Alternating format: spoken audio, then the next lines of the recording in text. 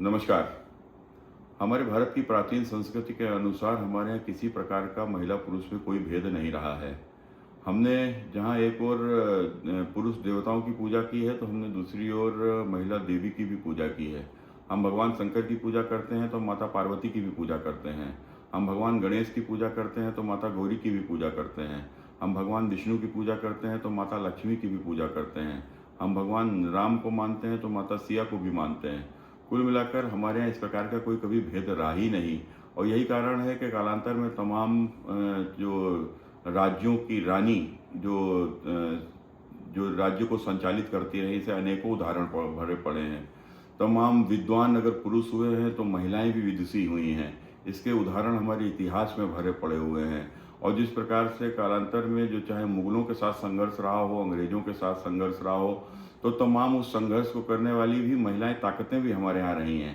लेकिन कालांतर में जिस प्रकार से खासकर विदेशी संस्कृति को मानने वाले जो हमारे देश में आक्रमण कर हमारे देश पर शासन किया, और ऐसे लोगों की चूंकि उनकी जो सोच थी, तो महिला को वो उपभोग की वस्तु ही मानते थे।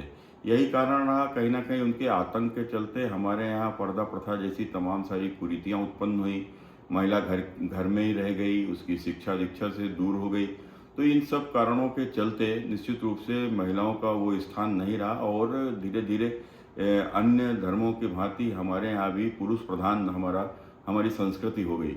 तो कुल मिलाकर 1947 के बाद यह सब बदलना चाहिए था। जब देश को आज़ादी मिली तो स्वाभाविक रूप से महिलाओं को भी कहीं ना कहीं आज़ादी मिली। तो महिलाओं को जब आज़ादी मिली तो उन्होंने शिक्षा की ओर भी उनका रुझान बढ़ा, और धीरे धीरे महिलाएं शिक्षित होने लगीं। और जब शिक्षित होने लगी तो आज धीरे धीरे समाज के विभिन्न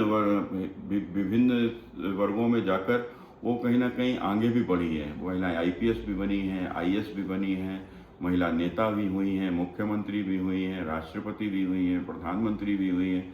और इस देश के तमाम सारे नौकरी का पक्ष हो, चाहे वह बिजनेस का पक्ष हो, तो बिजनेस वुमेन भी आज हमारे यहाँ की महिलाएं हुई हैं।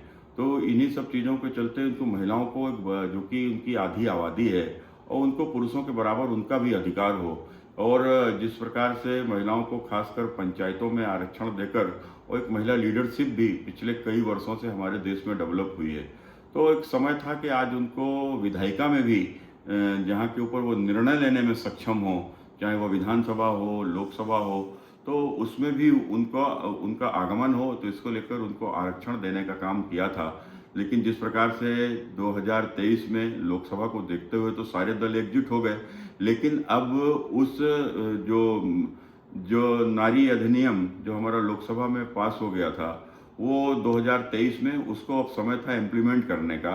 तो लेकिन आप सब ने देखा कि किस प्रकार से एक षड्यंत्र करते हुए विपक्ष ने अपनी उसी मानसिकता के तहत, वो शायद जो मानसिकता उनकी कहीं ना कहीं जो विदेशी संस्कृति से प्रभावित है, जो महिला को आज भी उपभोग की वस्तु ही समझते हैं, ऐसे लोगों से प्रभावित होकर हमारे देश ने कहीं ना कहीं वोट बैंक की लालच में हमारे देश के तमाम विपक्षी दलों ने इस बिल को कहीं ना कहीं संसद में लटका दिया है। तो मैं समझता हूँ बहुत दुर्भाग्यपूर्ण है। और इसका जवाब भारत के लोकतंत्र में तो इनको मिलेगा ही मिलेगा, लेकिन ये इनकी मंशा पूरी कभी नहीं होगी। और मुझे भरोसा है देश के प्रधानमंत्री श्री नरेंद्र मोदी जी के ऊपर कि वह उनका एक साफ नियत के हिसाब से जिस प्रकार से उन्होंने 2023 में इस बिल को पास कराया था, तो आने वाले समय में निश्चित रूप से महिलाओं को उनका अधिकार मिलेगा। हमारा लक्ष्य है कि 29 में ही ये महिलाओं को उनका अधिकार मिले, 33% वो लोकसभा में, विधानसभा में वो पहुँचें। तो इसको लेकर भी निश्चित रूप से मुझे पूरा भरोसा है प्रधानमंत्री श्री नरेंद्र मोदी जी जरूर इस पर काम करेंगे। लेकिन देश के विपक्ष ने जिस प्रकार से आज इसका विरोध करते हुए इस बिल को कहीं ना कहीं गिराने का काम किया है, यह समय जरूर इनको बताएगा, और देश की महिलाएं इनको कभी माफ़ नहीं करेंगी।